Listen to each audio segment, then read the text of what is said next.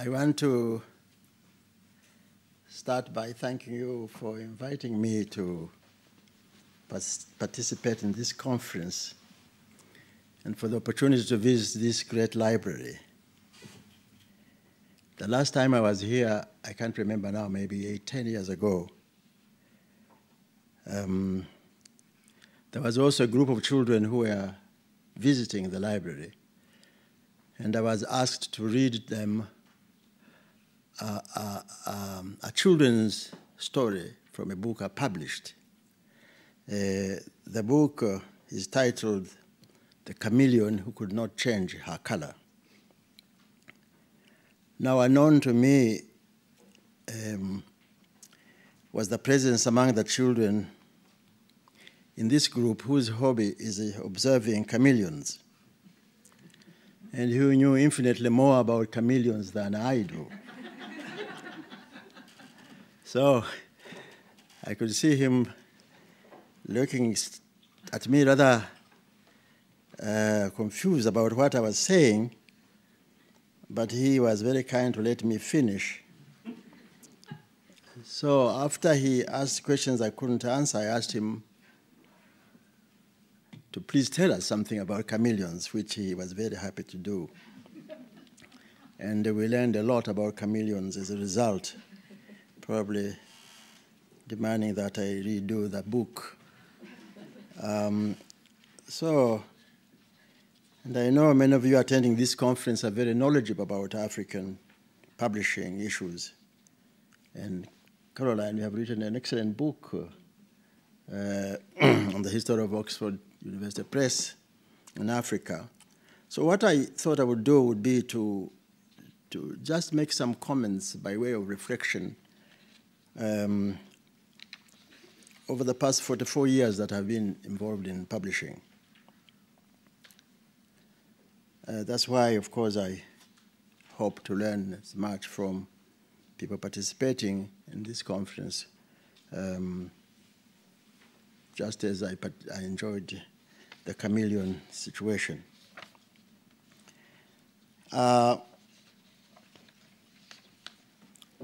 I'm going to try not to dwell very much on the litany of African problems of publishing. The financing issues, human resource limitations, poor infrastructure, marketing, the stranglehold of multinational publishers on the lucrative sector of African publishing, although those remain, of course, to be realities of publishing in Africa. So, in my view, I think African publishing now is better understood by understanding a series of contradictions, resolutions of which form the agenda for building a worthy future of African publishing. And I think these begin in the quality of education in Africa.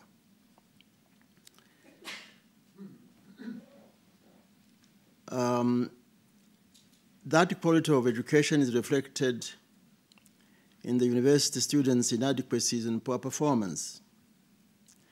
And those reflect the landscape of a weak book culture to be traced to the weak foundation in primary and secondary education. Now, as this goes back 3 or 4 generations, present-day teaching staff at all levels are themselves products of a poorly provided school system which feeds the university with secondary school leavers who are really not prepared for that education at the university.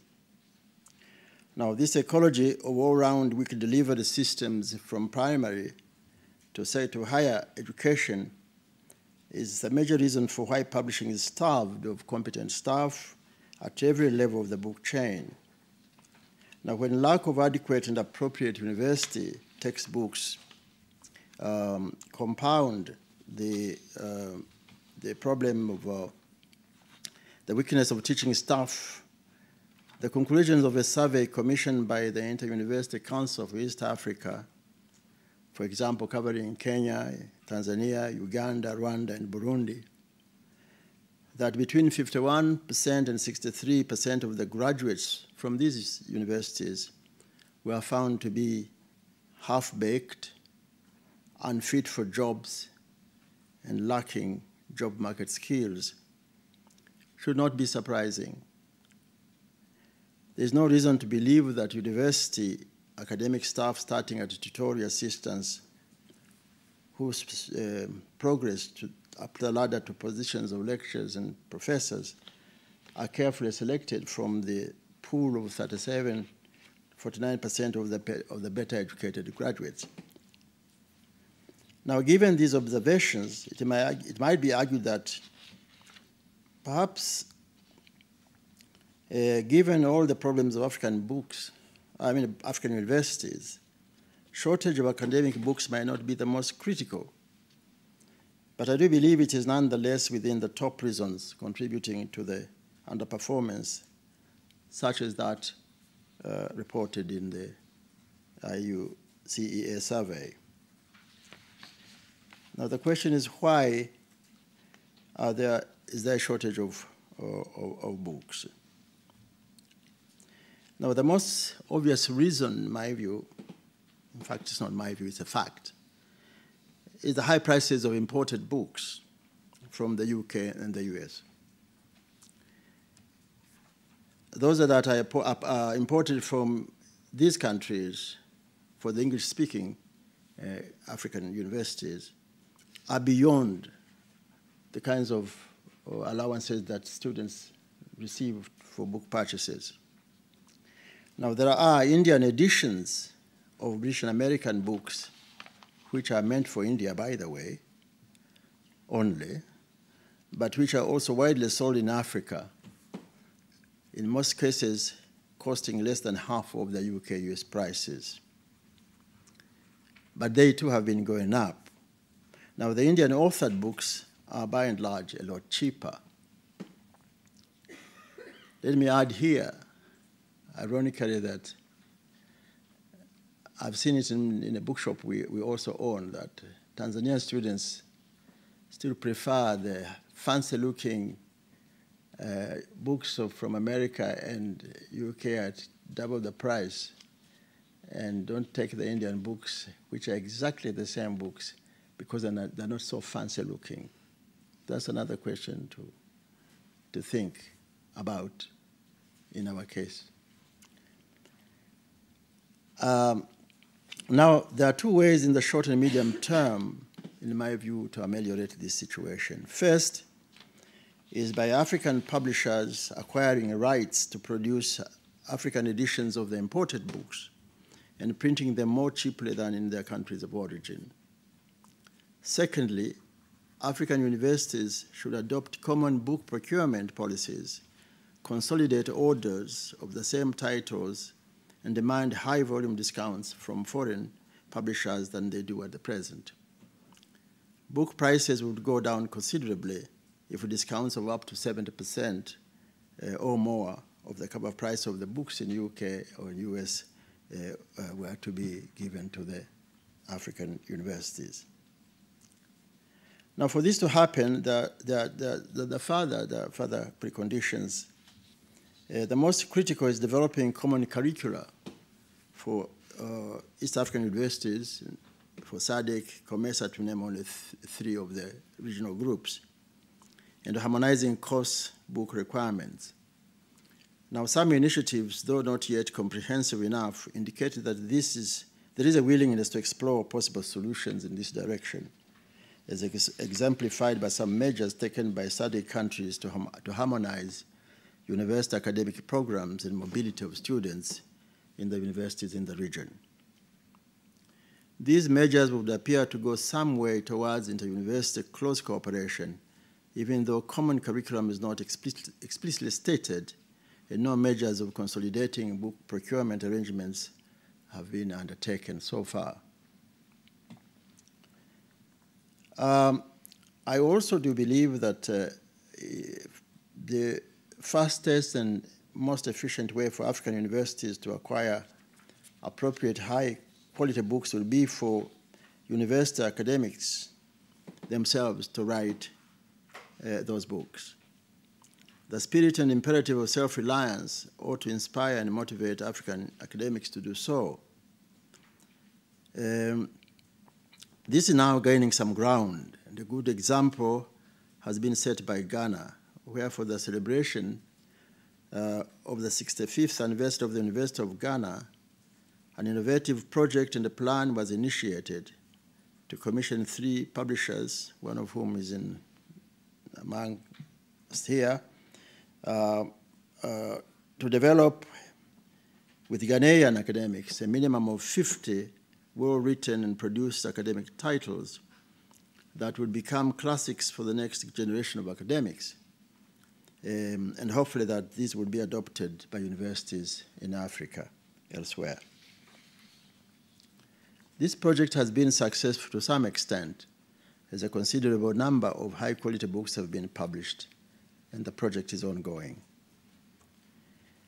In the same spirit and towards the same goal, the Council for Development of Social Science Research in Africa, CODESTRIA, initiated a program for the publication of textbooks for use in African universities. And the program is aimed at making available to teachers and students textbooks that are adapted to the African context and the research and learning environment on the continent.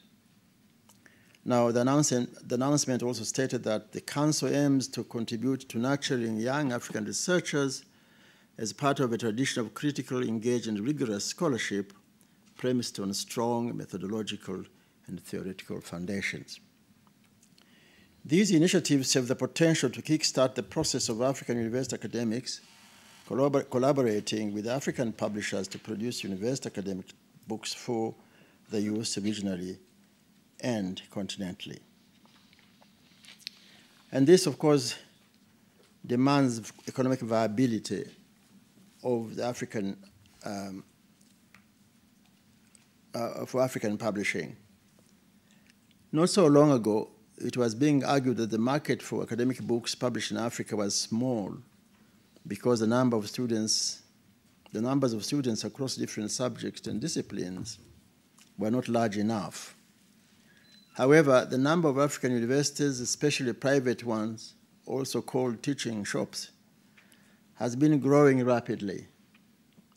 A World Bank report financing higher education in Africa that was published in 2010 predicted that the total number of students across Africa could reach between 18 and 20 million by last year, up from 9.3 million in 2006 and 2.7 million in 1991. Now, this explosion of university student population provides both a challenge and an opportunity for publishers in Africa and in the North. A challenge to African academics and publishers to produce university books for the huge numbers that now make up economies of scale possible. Now, for the Northern publisher, on the other hand, these numbers and the potential to sell more books directly at universities may become a disincentive to grant publishing rights to African publishers. Now, this leads to further complications. Enterprising professors, lecturers, wishing to cash in on the shortage of imported books, collate their teaching notes or photocopy chapters from the one or two books available and sell the copies to students. A cottage industry thus develops, expands, leading to a full-blown piracy industry as in Nigeria, where Nigeria, the most affected country, where allegedly 40% of all the textbooks sold are pirated copies. The question now is, how can this be resolved? I believe that the resolution might come in seeking how to exploit a copyright practice to benefit African academic publishing. Now, a discussion of this copyright issue invokes the whole gamut of opinions and positions in the debate on copyright, on open access, on democratization of knowledge, production, and dissemination. As a publisher, respect for copyright is very important, of course, because it protects our business and also protects authors' interests. The frustration and discouragement that piracy gives rise to is great.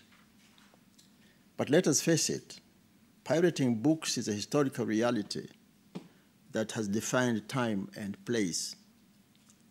When it is pointed out that for 150 years in the 19th century, the United States was the biggest book pirate in the world, freely reprinting European, primarily English works without either requesting permission or making payment, and that all the major book publishing nations, Russia, China, Japan, India, and Korea, practiced wide-ranging book piracy before they produced their own, it is a self-delusion to think that African countries will bypass that stage, especially as the profits from piracy make it no longer the business of small timers, but of powerful and influential individuals. The response from foreign publishers whose books are pirated is likely to resort to using their country's cultural missions in Africa to monitor and report on the pirating of their books, and eventually using their governments to pressure African governments to intensify the hunt for the pirates and even threaten them with WTO interventions and withholding of aid.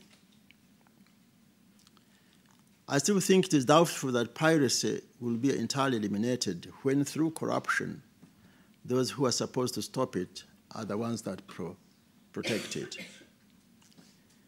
The only sensible way, it would seem to me, would be to neutralize the actions of book pirates by making books more easily available and at low prices, so that book piracy is rendered not so profitable. In the case of foreign books, to reduce the incidence of being pirated would require cooperation between the foreign and local publishers, as well as governments, to make books available, again, at reasonable prices. Unfortunately, such a cooperation is not happening. In an essay, among other issues, covering, among other issues, cooperation with British publishers, Henry Chakava, chairman of the East African Educational Publishers, entitled Dealing with the British, he categorizes British publishers as the good, who are sensitive to political change and are sympathetic to conditions in developing countries, the bad, who attempt to continue a relationship of privilege long after history has passed them by, and the ugly, whose motivations are entirely commercial. He makes an equally incontrovertible observation that the larger a publishing house, the more difficult a partnership becomes. One could not agree more with Henry. Oftentimes, even when books published by the big foreign conglomerates are not present in a given African market, the publisher will still refuse to license to a local publisher, forfeiting any additional income in order to reinforce a rigid position, often giving spurious reasons such as wanting to maintain high print quality of their books, even when printing in many countries, in Asia and India, Singapore, lately in Turkey, produces same quality, and I have had in some cases better quality than the American originals. Henry Chakava concludes, and of course at much lower prices, when usually less than half of the prices obtaining in the US or in the UK. Henry Chakava concludes his paper with the hope that the giants of British publishing industry will change their attitudes and start to work positively with African governments and publishers. and that this means ceding reprint, translation, and adaptation rights on terms corresponding to the purchasing power of African economies. And that what is asked of British publishers applies to US publishers as well. Now, on our part, African publishers, we should continue to engage with the foreign publishers to try and work out mutually beneficial rights deals that focus on making academic books available and affordable in Africa. There are other problems, including those of African publishers penetrating northern markets, where there also is potential for more income, especially as prices could be higher overseas than those prices in Africa. So it's not only in acquiring books from the giants of publishing in the north that African universities and publishers experience difficulties. Penetrating northern book markets and attracting European American academics to publish with African publishers is problematic. One reason for northern academics not submitting manuscripts to African publishers is that a book published in Africa does not, in the case of the US, qualify a lecturer professor for tenure. And in the case of British universities, the question is not tenure, but prestige and recognition that being published by a British university confers on the author. This was explicitly told to me by an author whose manuscript he had given earlier impression he would submit it to us, but in the end submitted to a British publisher. The book, which is about one of our early leaders, was then launched in Dar es Salaam to great acclaim. Only the book costs more than £50, which is more than minimum wage earner makes in Dar es Salaam in a month when the employer decides to give minimum wage.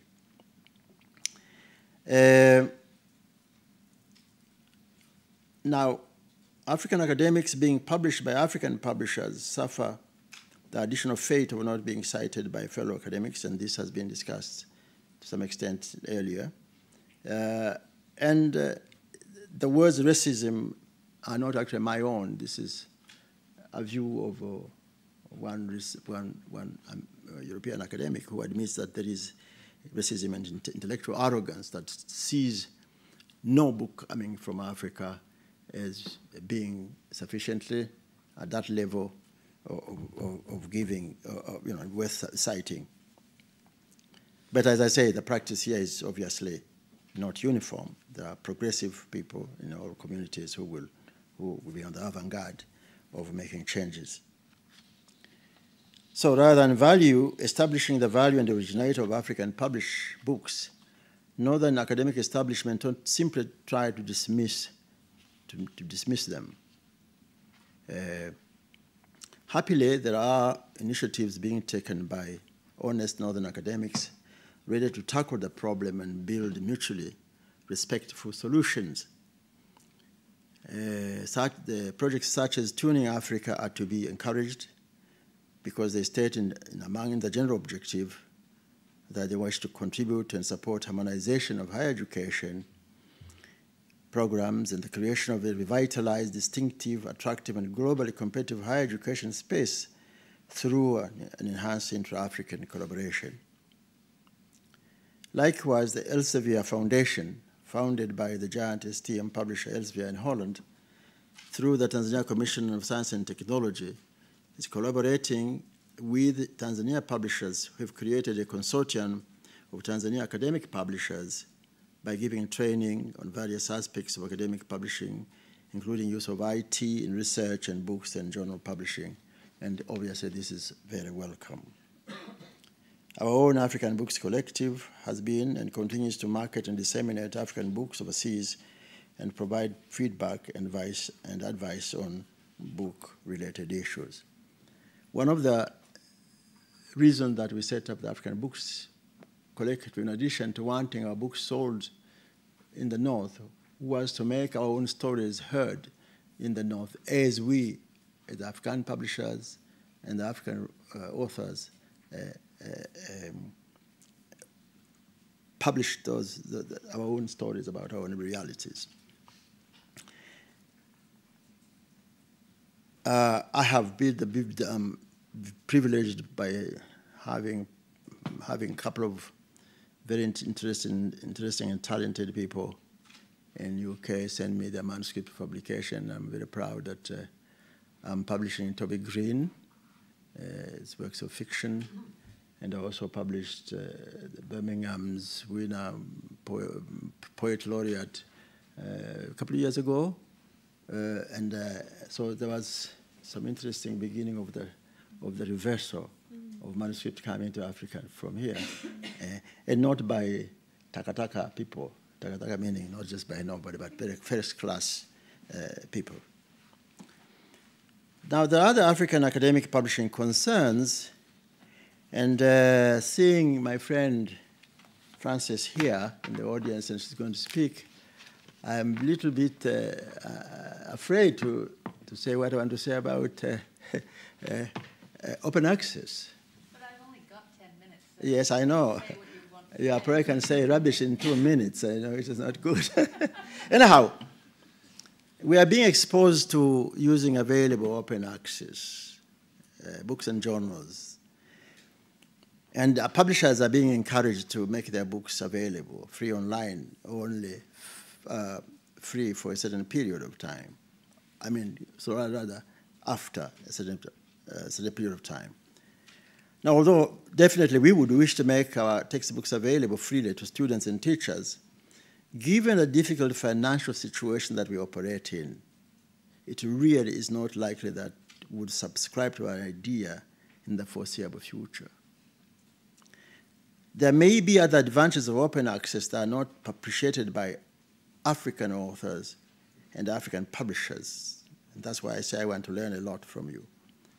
However, attribution alone without any monetary incentive in a situation of financial insecurity of authors and publishers cannot be a strong motivation to write or publish for open access. Besides, to my end, open access publishing as we understand it is based on publicly funded research outputs being made available to commercial publishers for full enjoyment of income derived from sale for a limited period of time before being available freely or fully free from the word go. Now, if an African public or private institution were to be prepared to support academic publishing with a view to eventually putting the books on open access, they would be obliged to put manuscript on tender for publishing services and either allow the winning publisher to enjoy, say, 3 years embargo before open access. And usually, the institution would usually want to buy a certain kind of, a number of copies, the so-called buyback dispensation. Access to online books is obviously facilitated in addition to being free, just open access online is facilitated by high speed of internet connectivity, cost, and even more fundamental reliability of power supply, about which southern people here spoke about. Now,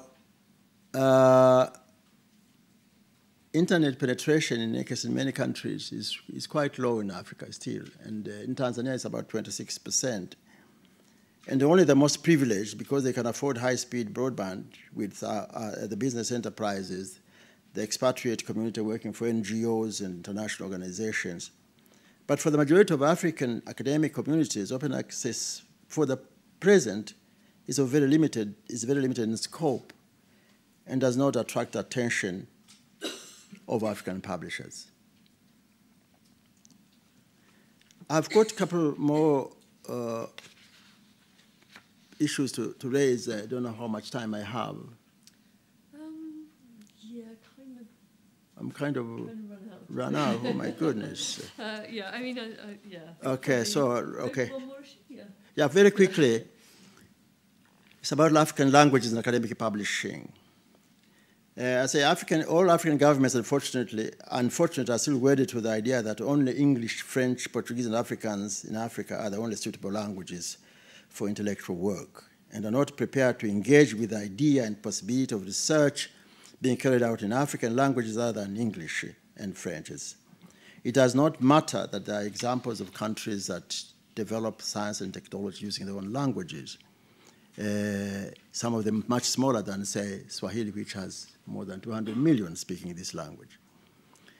And despite the fact, again, that Google and Microsoft are busy developing programs for Swahili, while the African government, which will be spearheading this movement, are asleep. Now, in this crisis, in this situation, I'm jumping a lot of things, my company has decided to embark on developing bilingual Kiswahili and English textbooks as a transition to full Kiswahili textbooks. And we started with the subject of chemistry, despite that this goes against official policy.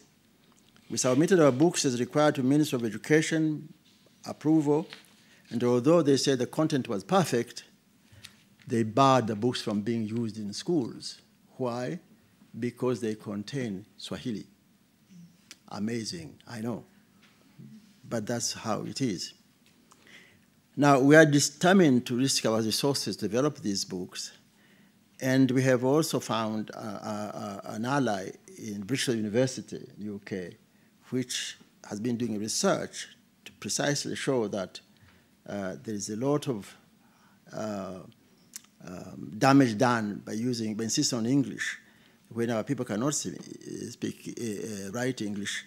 And therefore, and we are teaming with them now to produce not only the 3-4 subjects we are doing, but a whole range of books. And we're going to be, and our company is going to publish those. And we don't know how they will do, but we are determined. Finally, I would like to say that this digital technology and African academic publishing is something I would have really loved to speak about, because I actually own an EBM, Espresso Book Machine, and there are only 3 in Africa, one in Cairo, in Johannesburg, and in my company. It's a long story, I tell you. It's been fascinating to read for you, but simply, after tracing it from its inception in the 90s to when it was actually invented and trialed, and first done in the Alexandrina library in Alexandria, I followed it until I bought one, okay, with borrowed money at 18% interest. The machine arrived in Dar es Salaam in February 2014. Since then, it has been a struggle of electricity failures, new and expensive circuit breakers, and all kinds of gadgets. The first lot was $7,000 just to secure the machine, and then blew up. And you have been trying to repair it using Skype, New York hours and Dar es Salaam hours, American accent, and Swahili and Indian accent on this side, breakdown of communication, a nightmare, let's put it. And we haven't really made $1,000 from this machine. I promised him I would do his book in 1 week. I had to resort finally to other methods of book production to get the book out. Finally, anyway, fine, okay. Last sentence, if I can find it. Is it on the floor? Oh, my goodness. Yeah. Exactly.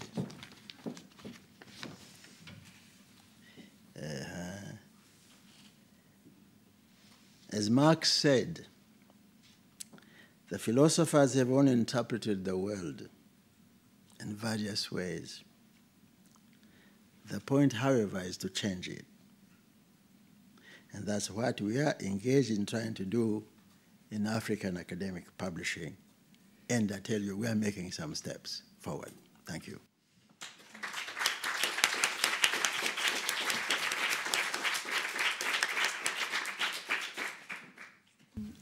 Right, so I thought that was fascinating, and I've got lots of issues I sort of pulled out of that. I think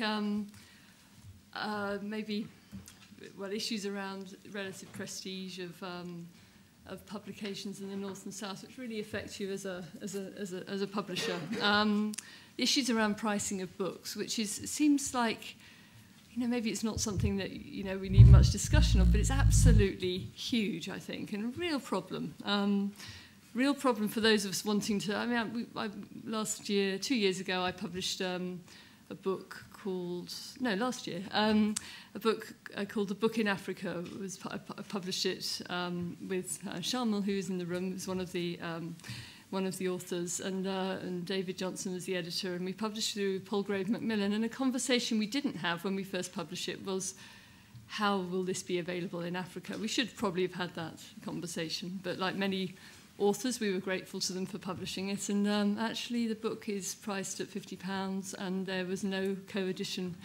A deal was available. I think these are big issues that. And that is, we said to them, nobody in Africa, not even, people will not be able to buy this book, and I'm afraid we didn't resolve that problem. And I think these are really big issues, and fascinating points about open access, which I think we might want to come back to, and also these other sort of things like print on demand, which looks like it's going to be the saviour for a small academic publisher, and yet you've just relayed some of the issues around that. So I think this, lots of problems, but also some very positive points being brought up by Walter. So I'd like to open this to some questions, please. We're running about 10 minutes later than scheduled on the programme, so we've got 10 minutes or so for questions before we go on to the next speaker. So would anyone like to raise a question? Thank you very much, Walter. Is South Africa a sui generis case? South African publishing and marketing in South Africa, is that different from the rest of Africa? The South Africans think it is. It is not, actually. It's dominated by multinationals. There's no African publishing that's worth calling African publishing in South Africa. I mean, you will have South Africa, of course, has these two nations. One nation, yes, that's publishing there. But for the rest, it's not. And education in South Africa is appalling for the non-white schools. I mean, when I read that, actually, when you take those schools, Tanzania education is far better than South Africa. I thought, my God, it's not possible. But apparently it is. So, as I say, South Africans think, well, they don't think they're in Africa for a start, which is weird, but the problems there are the same. They really are. And by the way, it's quite interesting. I'll just give an example. South African booksellers will buy books that I've published through UK at double the prices, but they won't order the books from us directly because they don't believe books are published north of Limpopo or something like that. It's complicated, but that's it. Thank you very much. Fascinating stuff. I guess I have to say something here as a South African in the room. Oh. Never mind. No. You're not incorrect on most of these things. Was going to say some of these things tomorrow, but I'm the vice chair of a publisher called the Human Sciences Research Council Press. I don't know if you know that press. The HSRC Press. Yes, I'm aware of that. Everything we publish is simultaneously available online for free. So we publish hardback, softback, and you can download entire books or chapters only. And in fact, what this has done for the press, our regular softback sales have skyrocketed, because ultimately people don't want to sit and wait for stuff to be printed off or to so on. And we do have co-publication agreements with Codestria, for instance. We do have co-publication agreements with, I think, Pluto, with Z, and so on. So, you know, I think the challenge in South Africa is publishing in local indigenous languages. Mm-hmm. You're absolutely correct. We're doing nothing about, or very little about that. So we're perpetuating Anglophone publishing. And Caroline knows much more about this because she's involved, and we have been at conferences together on the history of publishing on the continent. But it's appalling what's happening at the level of publishing in local South African languages. And publishers are not going there. We're not developing it. It's as far as I'm concerned, it's actually quite stagnant. But there have been developments at the level of in the case of the press that I know, the HSRC press, and you can go and check out that. Good, thank you for the information. Any more questions, please? Oh, sorry, did you want to? No, that's fine. Okay, thank you. Yeah. Is there any government initiative in bringing out, school textbooks? I mean, in English, okay, if you like. I mean, I'm not even bringing in African languages, because clearly English is favoured, at least in East Africa and probably elsewhere. But does the government ever take the initiative, or is there any way of making them take the initiative to, sort of bulk printing of school textbooks locally? Because then those textbooks would have an automatic market, if that was the approved textbook for the schools. Okay. Well, we started out immediately after independence by creating a state publishing company, a state printing company, a state distribution company, and I was in charge of the state publishing company. So I know that model of parastatal monopoly publishing. It collapsed. And then we went into open, free market publishing, supported by all those who wanted to develop free market publishing. They had been working very hard to destroy the parastatal. Anyhow, the private publishing thrived, but with this success, corruption came in big time. And guess who was driving some of it? The big multinationals. And now it can be said, because it was documented, Oxford University Press and Macmillan.